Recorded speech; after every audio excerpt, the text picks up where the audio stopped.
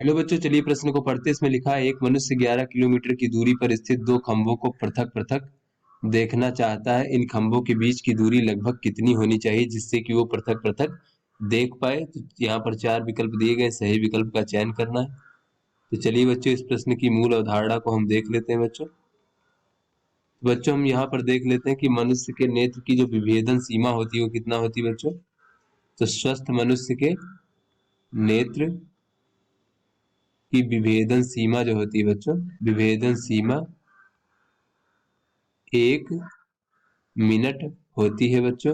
अगर बच्चों हम 1 मिनट को डिग्री में परिवर्तित करें तो हमें पता है कि 1 डिग्री में 60 मिनट होते हैं। तो इस प्रकार से 1/60 डिग्री हमें प्राप्त हो जाएगा बच्चों, इस प्रकार से। तो चलिए बच्चों अपने प्रश्न को हल करते हैं। तो यहाँ पर बच्चों कहा जा रहा है कि 11 किलोमीटर दूर दो खंभे रखे हैं बच्चों, इस प्रकार से। तो यहाँ पर मान लीजिए मनुष्य खड़ा है इस प्रकार से, और इससे 11 किलोमीटर की दूरी पर बच्चों दो खंभे रखे हैं। तो खंभों के बीच की दूरी मान लीजिए बच्चों x है, इस प्रकार से।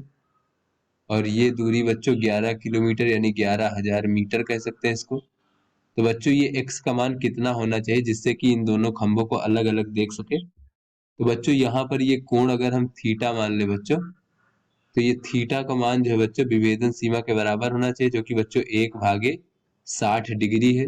तो इसे बच्चों अगर हम रेडियन में परिवर्तित करें तो ये हो जाएगा π/180। तो बच्चों ये हमारा रेडियन में परिवर्तित हो जाएगा। तो इतना होना चाहिए बच्चों थीटा का मान। तो यहाँ से बच्चों अगर हम देखें तो हमें पता है कि बच्चों ये चूंकि 11,000 मीटर बहुत लंबी दूरी है, तो बच्चों इसको हम एक बहुत बड़े 11,000 मीटर त्रिज्या वाले वृत्त का चाप मान सकते हैं बच्चों। एक्स को लगभग चाप की तरह मान सकते हैं। तो बच्चों यहाँ पर हमें पता है कि कोण बराबर होता है चाप बटे त्रिज्या। तो इस प्रकार से बच्चों ये थीटा कोण बराबर हो जाएगा, चाप x मान लेते हैं, त्रिज्या हमारी बच्चों 11,000 मीटर है। तो इस प्रकार से बच्चों ये π/60 गुणे 180 रेडियन हो जाएगा। तो यहाँ से x बराबर देखें बच्चों तो ये हो जाएगा पाई गुणे 11,000 भागे बच्चों 60 गुणे 180।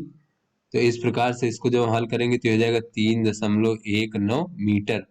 यानी बच्चों खंभों को आपस में जो है 3.19 मीटर की दूरी पर होना चाहिए जिससे कि मनुष्य जो है 11 किलोमीटर दूर से इन दोनों को अलग अलग देख सके। तो यहाँ से बच्चों अगर हम सही विकल्प देखें तो ये लगभग 3 मीटर यानी बी विकल्प हमारा सही है। तो आशा करते हैं आपको समझ में आ गया होगा। धन्यवाद।